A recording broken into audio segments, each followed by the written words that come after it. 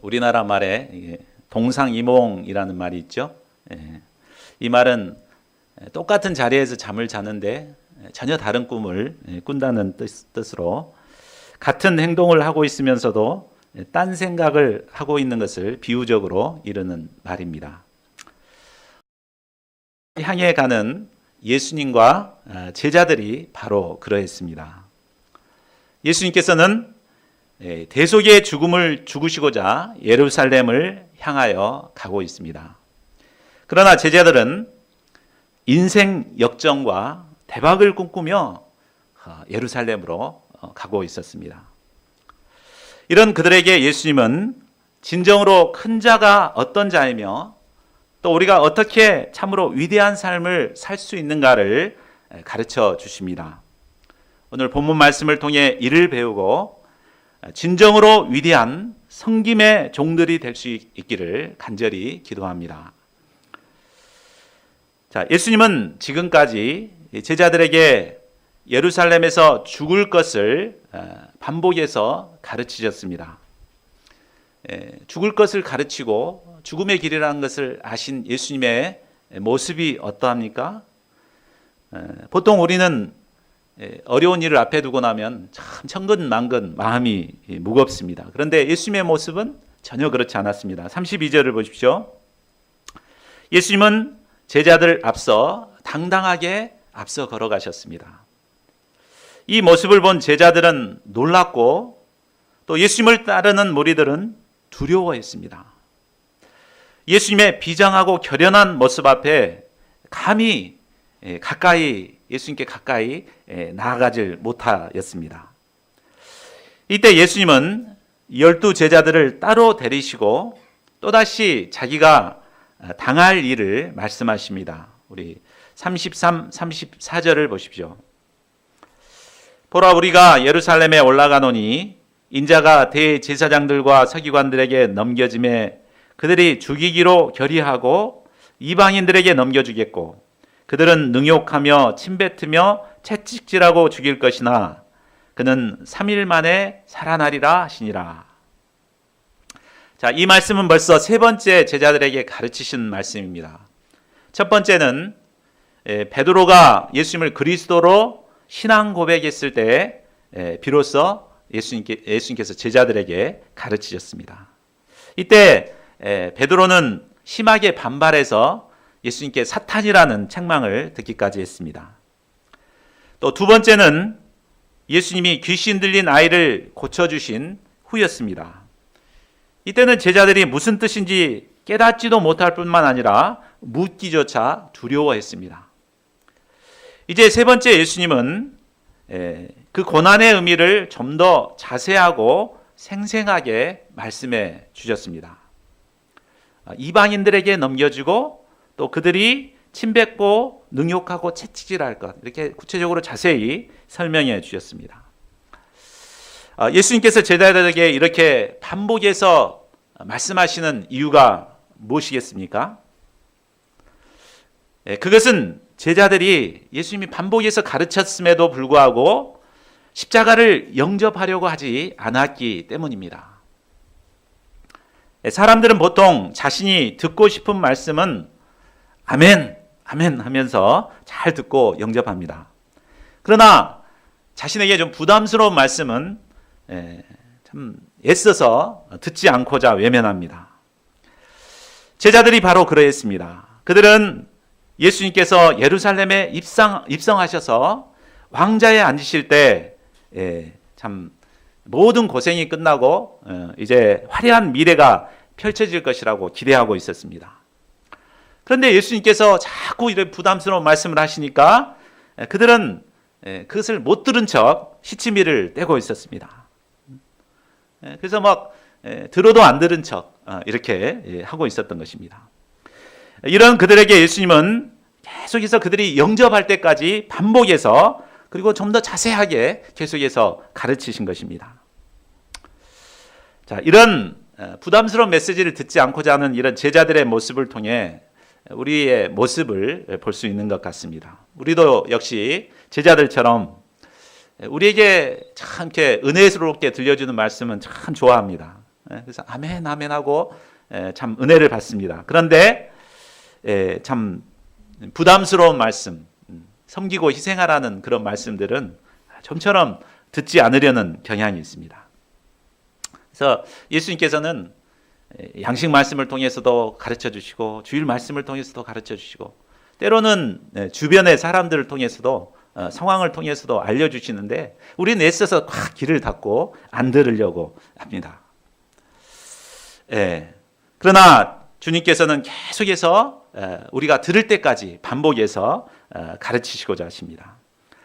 왜 듣지 않고자 하는데 계속 반복해서 가르치실까요? 그것은 십자가의 길만이 구원의 길이요 생명의 길이기 때문입니다. 그러니까 우리에게 생명을 주시기 위해서 반복해서 십자가를 가르치시는 것입니다. 풍요의 시대를 살아가는 오늘날 많은 사람들은 고난에 대한 메시지를 정말 싫어합니다. 그리고 평탄한 삶, 꽃길만 걷는 삶을 살기를 원합니다. 그래서 메시지에서 막 부담스러운 메시지를 전하면은 여기 아니면 교회 없냐 하면서 이렇게 떠나고 은혜스러운 메시지만 전해주는 그런 교회를 찾아서 사람들이 몰려듭니다. 그러나 십자가가 없는 것은 결국은 구원이 없습니다. 십자가 없이는 부활이 없고 고난 없이는 영광이 없는 것입니다. 영원한 구원과 하나님 나라에 들어가기 위해서는 반드시 십자가를 먼저 영접해야 합니다. 이 때문에 예수님은 반복해서 우리에게 십자가의 복음을 증거하십니다. 그러나 3번씩이나 십자가의 메시지를 들은 제자들의 모습은 어떠했습니까? 35절을 보십시오. 세베대의 아들 야고보와 요한이 주님께 나와 구하였습니다. 세베대의 부인은 그러니까 살로메인데 그는 바로 예수님의 모친 마리아하고 형제지간임, 자매지간입니다. 그러니까 그들은 가까운 친인척 관계를 앞세워서 이제 예수님께 따로 청탁을 하고 있는 것입니다. 선생님이여 무엇이든지 우리의 구하는 바를 우리에게 하여 주시기를 원하옵나이다. 그들은 마치 당연히 받을 권리가 있는 채권자처럼 오만한 자세로 예수님께 구하고 있습니다. 그런데 이 모습 역시 우리의 모습과 같지 않습니까? 우리도 예수님의 이름으로 하나님께 기도할 때 마치 하나님이 당연히 들어주셔야 할 것처럼 기도할 때가 많습니다. 무엇이든지 나의 구하는 바를 하여 주시기를 원하옵나이다. 주시옵소서 하면서 기도합니다. 그러나 기도란 나의 뜻을 요청하거나 나의 뜻을 관철하는 것이 기도가 아닙니다. 참된 기도란 자기 생각을 내려놓고 하나님 앞에 나아가 하나님의 뜻을 구하는 것입니다. 예수님의 겟세마네 기도가 그렇지 않았습니까? 예수님은 쓴 잔을 피하고 싶었지만 어찌하든지 하나님의 뜻에 순종하고자 기도하셨습니다. 그것이 바로 바른 기도의 자세인 것입니다. 우리가 이처럼 하나님의 뜻에 기초해서 기도할 때 하나님께서는 들으시고 응답하여 주십니다. 요한일서 5장 14절은 말합니다. 그를 향하여 우리가 가진 바 담대함이 이것이니 그의 뜻대로 무엇을 구하면 들으심이라. 그러니까 그의 뜻대로 구하는 것이 중요하지 무조건 기도만 많이 한다고 그게 중요한 것이 아닙니다. 저희 모두가 자기 중심적인 기도에서 벗어나 하나님의 뜻대로 기도하여 응답을 받는 기도의 사람들이 될 수 있기를 기도합니다. 자, 예수님 입장에서는 참으로 기가 막혔을 것입니다. 그들에게 십자가를 신고자 반복해서 이렇게 가르치시는데도 불구하고 메시지를 가르친 다음에 곧바로 이런 반응을 나타내니까 얼마나 기가 막혔겠습니까? 아마 심히 노하여 책망을 해야 마땅할 것 같습니다. 그러나 어떻게 하십니까? 36절을 보십시오. 예수님은 이들을 참으시고 너에게 무엇을 하여 주기를 원하느냐라고 물으십니다. 그러자 그들은 재빨리 대답했습니다. 주의 영광 중에서 우리를 하나는 주의 우편에 하나는 좌편에 앉게 하여 주옵소서. 자, 그들은 예수님이 예루살렘에 올라가시면 곧바로 지상 메시아 왕국을 건설하실 것이라고 믿고 있었습니다. 예수님께서 고난에 대해서 말씀하시는 것은 그저 왕국을 건설하는 데 따르는 그 고난 정도라고 생각했습니다. 이런 그들은 예루살렘이 점점 가까이 다가오자 초조해지기 시작했습니다. 왜 초조했겠습니까? 그것은 바로 베드로가 있었기 때문입니다. 그들은 수제자 그룹에 있었지만 모든 면에서 베드로에게 뒤처졌습니다. 베드로에게 빛이 가려서 빛이 드러나지 않았습니다. 모든 일에 적극적으로 나서기를 잘하는 베드로로 인해 그들은 존재감이 별로 없었습니다. 총애를 받고 있는 베드로가 예수님의 오른편 자리에 앉게 될 것이 뻔했습니다. 그들은 최고 지도자 자리만큼은 결코 이 베드로에게 양보하고 싶지 않았습니다. 그러나 아무리 생각해도 이 정당한 방법으로는 그 자리를 차지할 수 없을 것 같았습니다. 그래서 이 친인척이라는 힘을 빌어서 그들은 합심해서 예수님께 청탁을 하고 있는 것입니다. 예수님은 이런 그들을 보실 때 심히 마음이 아프셨을 것입니다. 참 내가 이런 자들을 수제자라고 3년 동안 데리고 다니다니 참 절망감과 자괴감이 들었을 것입니다. 아마 저 같았더라면 이들을 책망하고 훈련을 주었을 것입니다. 어떻게 하십니까? 38절을 보십시오. 예수께서 가라사대 너희 구하는 것을 알지 못하는도다. 내가 마시는 잔을 너희가 마실 수 있으며 내가 받는 세례를 너희가 받을 수 있느냐. 자, 예수님은 그들이 영광의 자리에 앉고자 하는 것에 대해서는 전혀 문제 삼지 않으셨습니다. 예수님을 따르는 데 있어서 영광의 자리에 앉겠다고 생각하고 따르는 것은 나쁜 것이 아닙니다. 오히려 권장해야 할 일입니다. 우리가 신앙생활을 할 때 아무런 목표 없이 신앙생활을 하는 것은 문제입니다. 그러나 장차 예수님과 함께 영광의 자리에 앉기를 갈망하는 이런 마음으로 신앙생활하는 것이 바람직합니다. 할 수 있으면 저희 모두가 예수님의 그 영광의 자리 옆에 모두가 앉고자 하는 소원 가운데 신앙생활할 수 있기를 기도합니다.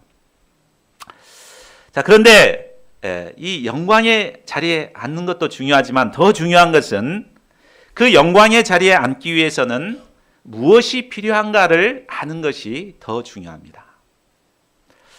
이 영광의 자리는 야고보와 요한처럼 예수님께 나아가 때를 쓴다고 주시는 것이 아닙니다. 우리가 어떻게 얻을 수 있습니까? 그 예수님께서 말씀해 주시죠. 내가 마시는 잔을 너희가 마실 수 있으며 내가 받는 세례를 너희가 받을 수 있느냐.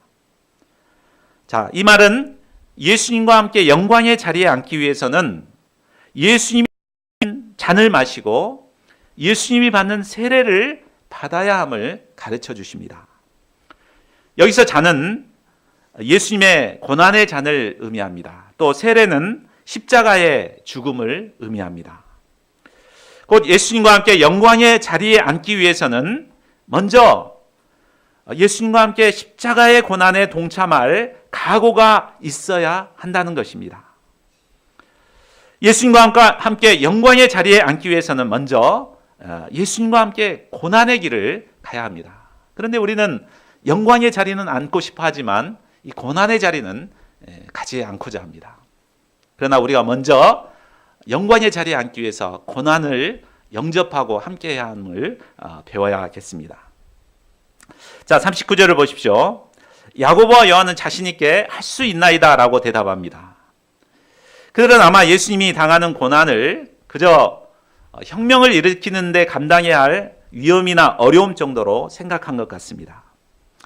그들은 영광의 자리만 보장해 준다면 어떤 위험도 예수님과 함께할 용의가 있었습니다. 자, 이에 예수님께서 말씀하십니다. 너희는 내가 마시는 잔을 마시며 내가 받는 세례를 받으려니와. 예수님은 그들이 어떤 생각으로 대답했던지 간에 그들의 대답을 수용해 주시고 인정해 주셨습니다. 그리고 그들은 그 대답했던 대로 예수님의 고난에 동참하게 되었습니다. 야고보는 장차 사도 중에서 최초의 순교를 당하는 고난을 감당하게 됩니다. 또 요한은 사도들 중에서 가장 오랫동안 사명을 감당하다가 밤못섬에서 차가운 감옥에서 최후를 맞게 됩니다. 예수님은 장차 그들이 주님의 영광을 위해 받아야 할 고난을 아시고 그들의 대답을 긍정적으로 받아주신 것입니다.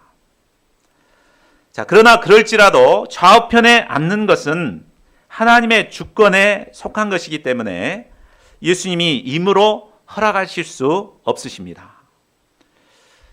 자, 이를 통해 볼 때 하나님의 주권에 속한 자리를 얻기 위해서 왈가왈부하는 것은 얼마나 부질없는 일이요 무의미한 일인가를 알 수 있습니다. 우리가 해야 할 일은 그 자리에 연연하지 말고 주님의 부활의 영광에 동참하기 위해 십자가를 배우고 고난의 길을 감당하는 것이 중요합니다. 자, 41절을 보십시오. 열 제자가 이 소식을 듣고 야고보와 요한에 대해 화를 냈습니다. 자, 열 제자가 모두 화를 낸 것을 보면 그들 모두가 똑같이 이 권력의 욕망이 있었음을 알 수 있습니다. 쟤들은 수제자니까 그럴 수 있어. 뭐 이렇게 하지 않았잖아요. 다 이렇게 화를 낸 것은 그들도 이런 욕망이 있었기 때문입니다. 그 중에서도 특히 베드로가 화가 났을 것입니다. 그는 아마 뒤통수를 맞은 것 같았을 것입니다. 아마 그는 몰래 화장실 뒤로 그들을 불러서 손봐주고자 했을지도 모릅니다. 이런 제자들의 모습은 세상의 정치판과도 다를 바가 없는 것 같습니다. 이런 제자들을 통해서는 결코 하나님의 나라를 이끌어갈 주역들로 쓰실 수가 없으셨습니다. 이런 그들의 문제는 무엇이며 그들이 어떻게 하나님의 복음 역사를 섬기는 주역들로 쓰임받을 수가 있습니까? 예수님께서는 이런 그들을 따로 불러서 그들에게 어떻게 위대한 자가 될 수 있는가 그 영적 비밀을 가르쳐 주십니다. 우리 42절을 보십시오. 이방인의 집권자들이 그들을 임으로 주관하고 그 고관들이 그들에게 권세를 부리는 줄을 너희가 알거니와. 당시 이스라엘을 통치하던 이방인의 집권자들은 자신들이 가진 힘과 권력을 이용해서 마음대로 다스렸습니다. 모든 권력은 하나님께서 주신 것입니다. 그러므로 권력을 잡은 자들은 그 권력을 임으로 사용해서는 안 됩니다. 하나님의 뜻에 기초해서 백성들에게 공의와 진리에 기초해서 집행해야 합니다. 그러나 하나님을 모르는 이방인들은 그 권력을 임으로 행사했습니다. 권력을 남용하여 갑질을 하고 또 그것으로 자신들의 부를 축적했습니다. 세상의 권력을 잡게 되면 보통 사람들이 누릴 수 없는 어마어마한 특권을 갖게 됩니다. 우리 국회의원만 되더라도 보통 사람들이 가질 수 없는 특권을 100가지 이상을 갖게 됩니다. 서울 가도 비행기도 다 공짜입니다. 그래서 어디든지 가면 특별 대우를 받고 대우를 받습니다. 때문에 이런 권력을 맛본 사람들은 마약이 중독된 사람처럼 좀처럼 끊지를 못합니다. 사람들은 조그만한 권력이라도 가지게 되면 그것을 임으로 사용하고자 합니다. 완장만 채워주면 하늘 높은 줄 모르고 거들먹거립니다. 제자들은 이런 세상의 권력자들을 비난하면서도 한편으로는 자신도 그처럼 성공해서 보란듯이 세상 권력을 누려보고 싶었습니다. 세상 권력을 얻어서 그렇게 이제 참 금이 환향해서 고향 사람들에게도 자랑을 하고 이렇게 참 이렇게 하기가 쉽습니다. 참 그래서 그들은 어찌하든지 이 권력을 얻기 위해서 세상 정치인들처럼 곤모술수를 행하고 청탁과 비난을 서슴지 않고 있었습니다. 그러니까 하나님의 제자들인데도 예수님의 제자들인데도 세상 정치인들과 똑같이 권력을 탐하고 높은 자리에 앉고자 하고 막 이렇게 권력 다툼을 하고 이렇습니다. 그러니까 참 오늘날 교회의 모습 이렇지 않습니까? 그러나 예수님의 제자요, 영적인 지도자는 이런 세상 권력자들과는 달라야 합니다. 어떻게 달라야 합니까? 우리 43, 44절을 우리 한 목소리로 같이 읽어보겠습니다. 시작. 너희 중에는 그렇지 않을지니 너희 중에 누구든지 크고자 하는 자는 너희를 섬기는 자가 되고 너희 중에 누구든지 으뜸이 되고자 하는 자는 모든 사람의 종이 되어야 하리라. 너희 중에는 그렇지 않을지니, 이 말씀은 예수님의 제자는 세상 사람들이 가지고 있는 가치관과 달라야 한다는 말씀입니다. 몸만 교회에 왔다 갔다 한다고 예수님의 제자가 되는 것이 아닙니다. 예수님의 제자라면 뭔가 세상 사람들과는 다른 점이 있어야 합니다. 어떤 점이 달라야 합니까? 첫째로 크고 위대한 자의 판단 기준이 달라야 합니다. 넘겨주세요. 크고 세상 사람들은 보통 높은 자리에 앉아서 섬김받고 명령하고 지시하는 자가 크고 위대한 자라고 생각합니다. 그래서 교회에서도 섬김받고 명령하고 지시하는 자가 되고자 막 합니다. 그러나 영적 세계에서는 섬김받는 자가 큰 자가 아니라 종과 같이 겸손히 낮아져서 섬기는 자가 위대한 자라고 말씀하십니다. 우리는 세상에서 발을 내딛고 살기 때문에 세상의 가치관을 쫓아서 섬김을 받고자 하고 높아지고자 하기 쉽습니다. 우리는 개척 역사라 사람 수가 적기 때문에 그렇지 않지만 대형 교회에서는 사람들이 많기 때문에 서로 하기 위해서 경쟁하고 갈등하고 막 눈살을 찌푸리는 일들이 자주 일어납니다. 그러나 예수님은 우리가 높은 자리에 앉아 있다고 해서 우리를 높이 평가하지 않습니다. 어느 대형 교회 장로라고 해서 예수님 기뻐하시겠습니까? 전혀 그렇지 않습니다. 예수님이 우리를 평가하실 때는 무엇으로 평가하십니까? 얼마나 많은 사람을 종처럼 낮아서 섬겼는가, 이것을 가지고 평가하십니다. 장차 예수님의 심판대 앞에 가면은 바로 이것을 기준으로 우리를 평가하실 것입니다. 그러므로 예수님을 믿는 우리들은 세상적인 판단 기준에 따라서 반대입니다. 예수님의 가치관을 가지고 높은 자리에서 내려와 섬기는 자가 되고자 노력해야 합니다. 둘째로, 섬기는 종이 되어야 합니다. 예수님은 크고 위대한 자가 되기 위해서는 섬기는 자, 종이 되어야 한다고 말씀하십니다. 이 말은 몇 번 섬기다가 끝나는 것이 아니라 그 존재 자체가 섬기는 자나 종으로 변화되어야 한다는 말입니다. 사람은 누구나 본성적으로 남을 섬기려 하기보다 섬김을 받고자 하는 본성이 있습니다. 종이 되기보다는 주인이 되어 섬김을 받고 누리기를 원합니다. 우리가 섬기는 자, 종이 되기 위해서는 이런 본성이 변화되어야 합니다. 그래서 형식적으로 억지로 섬기는 것이 아니라 마음으로부터 섬기는 사람으로 변화되어야 합니다. 그 한 사람의 위대성의 척도는 그 사람이 얼마나 많은 사람을 마음을 들여 섬겼는가로 평가됩니다. 그래서 테레사 수녀나 슈바이처를 우리가 위대하게 보는 이유가 무엇입니까? 그 사람들이 많은 사람들을 섬기는 삶을 살았기 때문에 위대하게 보는 것 아니겠습니까? 예수님은 누구든지라고 하심으로 위대한 삶을 사는 데는 예외가 없고 제한이 없음을 말씀하십니다. 세상에서 얻는 타이틀이나 지위는 제한이 있기 때문에 아무나 얻을 수 없습니다. 그러나 종이 되어 낮아져 섬기는 삶은 누구나 할 수 있습니다. 누구나 위대한 자가 될 수 있다는 말입니다. 저희 모두가 모든 사람의 종이 되어 섬기는 위대한 섬김의 종들이 될 수 있기를 기도합니다. 그러나 이러한 위대한 삶이 모두에게 열려 있지만 실제로 위대한 삶을 사는 사람들은 그리 많지 않습니다. 왜 그렇습니까? 아까도 얘기했듯이 우리의 본성이 죄악되어서 남을 섬기기보다는 섬김받기를 더 좋아하기 때문입니다. 나보다 못한 사람을 섬기고자 할 때 참 자존심과 반발심이 생깁니다.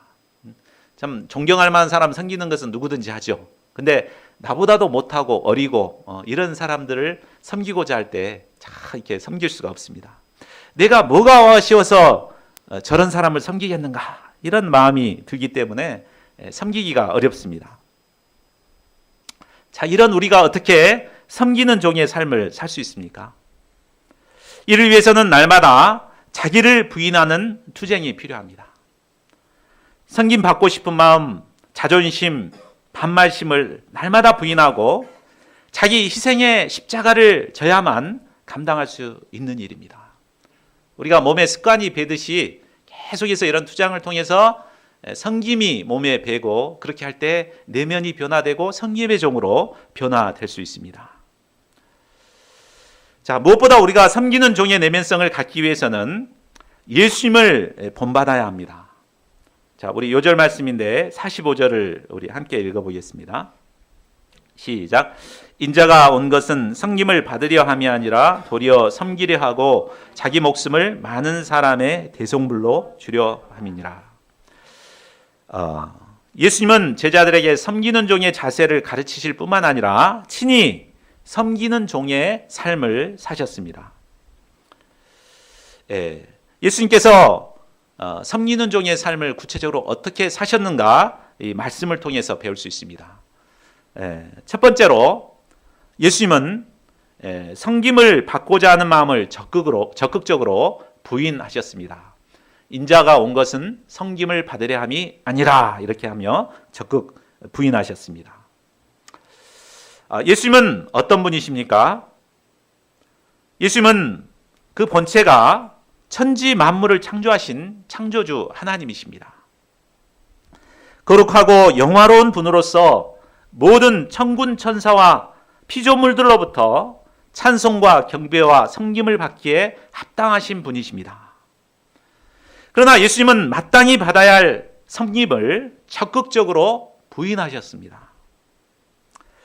우리가 예수님을 닮은 위대한 섬김의 종이 되기 위해서는 먼저 이 예수님처럼 섬김을 받고자 하는 마음을 먼저 부인해야 합니다.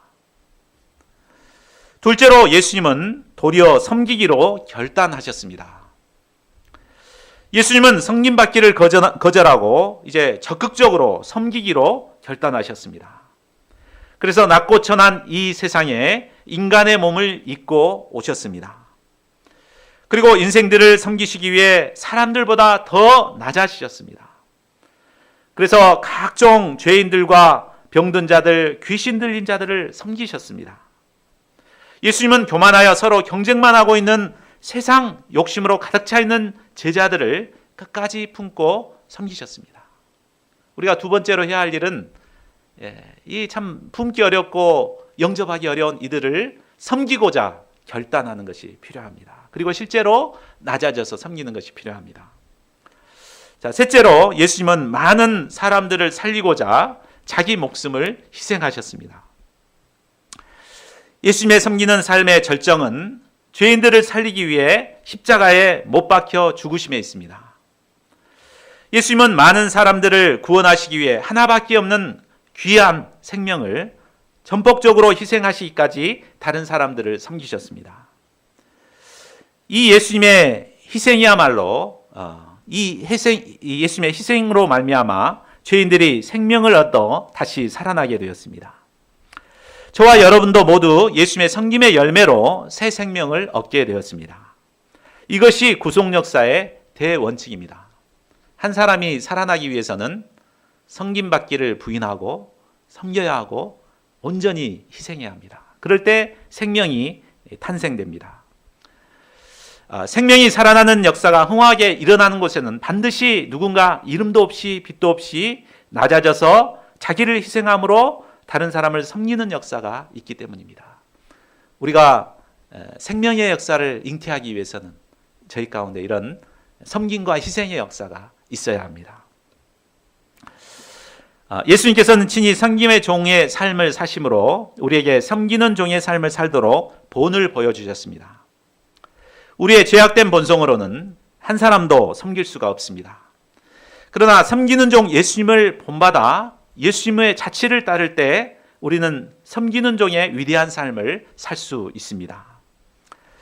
빌립보서 2장 5절 8절 말하고 있습니다. 우리 같이 한번 읽어보겠습니다. 시작.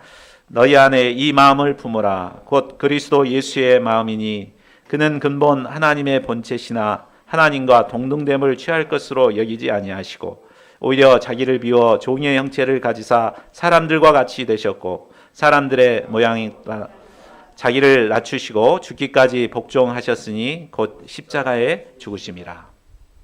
하나님의 본체가 되신 예수님께서 자기를 부인하고 낮아져 인간의 몸을 입으시고 십자가에 죽기까지 낮아지셨기 때문에 저와 여러분들이 구원의 은혜를 누리게 된 것입니다. 우리가 이 예수님을 깊이 영접하고 이 예수님의 마음을 품게 될 때 우리는 어떤 자도 낮아져서 품고 섬기는 종의 삶을 살 수 있습니다. 또한 우리의 섬김과 희생을 통해 천하보다 귀한 생명을 살리는 역사를 이루게 됩니다. 섬기는 종 예수님을 본받아 저희 모두가 위대한 삶을 합니다. 46절부터는 소경거지 바디메오의 이야기가 나옵니다. 예수님께서 제자들과 허다한 무리와 함께 여리고에 이르셨다가 나가실 때였습니다. 디메오의 아들 맹인거지 바디메오가 길가에 앉아있다가 나사렛 예수시란 말을 듣고 다윗의 자손 예수여 나를 불쌍히 여기소서 하며 소리를 질렀습니다. 많은 사람들이 꾸짖어 잠잠하라고 하여도 그는 더욱 크게 소리를 질러 다윗의 자손이여 나를 불쌍히 여기소서라고 하였습니다. 그는 소경거지였지만 예수님께서 다윗의 자손 곧 그리스도가 되심을 믿었습니다. 그리고 예수님께서 자신의 눈을 뜨게 하실 수 있다는 믿음이 있었습니다. 그는 이 단순한 믿음으로 사람들이 꾸짖는데도 불구하고 예수님께 부르짖어 간구하였습니다. 자, 49절을 보십시오. 예수님은 가던 길을 멈추시고 그를 부르셨습니다. 예수님이 그를 부르신다는 소리에 그는 겉옷을 내버리고 뛰어 일어나 예수님께 나왔습니다. 이런 그에게 예수님은 내게 무엇을 하여 주기를 원하느냐고 물으십니다. 그는 소경거지로서 원하고 필요한 것들이 많았을 것입니다. 첫째, 돈이 필요했을 것입니다. 또 안정된 직업이 필요했을 것입니다. 결혼을 못했으면 결혼할 아내가 필요했을 것입니다. 그러나 그가 진정으로 간절히 원하는 것은 바로 보는 것이었습니다. 선생님이여 보기를 원하나이다. 소경에게 있어서 보는 것만큼 절실한 것은 없을 것입니다. 그는 이 한 가지 간절한 소원을 붙들고 예수님께 나아간 것입니다. 예수님께서는 그의 믿음을 보시고 그를 축복하십니다. 가라, 내 믿음이 너를 구원하였느니라. 그는 믿음으로 보게 되었습니다. 그러나 그는 보게 되었다고 떠나지 않았습니다. 여기서 예수님을 따르는 삶을 살았습니다. 자, 이 사건은 바로 영적인 소경과 같은 제자들에게 소망을 주는 사건이었습니다. 우리는 때때로 영적인 소경과 같은 자신 모습 앞에 절망할 때가 있습니다. 그러나 영적인 소경인 자신을 인정하고 예수님께 믿음으로 나아가 간구할 때 예수님은 우리로 밝히 보게 하시고 계속해서 예수님의 뒤를 따르게 하십니다. 자, 결론을 맺겠습니다. 예수님께서 이 땅에 오신 목적은 죄인들을 섬기시고 자기 목숨을 많은 사람의 대속물로 주시기 위함이었습니다. 이를 위해 예수님은 하늘 보좌를 버리시고 낮고 비천한 세상에 인간의 몸을 입고 오셨습니다. 그리고 수많은 죄인들을 영접하시고 품고 섬겨주셨습니다. 그리고 마침내 우리의 모든 죄를 대신 지시고 십자가에 달려 죽으셨습니다. 이 은혜를 받은 저희들은 이 땅에서 어떤 삶을 살아야 되겠습니까? 이 예수님의 섬김과 희생을 받은 우리입니다. 이런 우리가, 생명을 얻은 우리가 이 땅에서 어떻게 살아야 되겠습니까? 우리는 과거 죄로 말미암아 당장에 죽어 심판을 받아도 할 말이 없는 죄인들이었습니다. 이런 우리를 대신해서 십자가에 죽기까지 우리를 섬기신 이 예수님을 생각한다면 이 예수님을 본받아 섬기는 종의 삶을 사는 것이 마땅할 것입니다. 저희 모두가 날마다 자기를 부인하고 섬기는 종의 삶을 살아감으로 진정으로 위대한 자들이 될 수 있기를 간절히 기도합니다. 요절 말씀 45절을 읽고 기도하는 시간 갖겠습니다. 시작. 인자가 온 것은 섬김을 받으려 함이 아니라 도리어 섬기려 하고 자기 목숨을 많은 사람의 대속물로 주려 함이니라.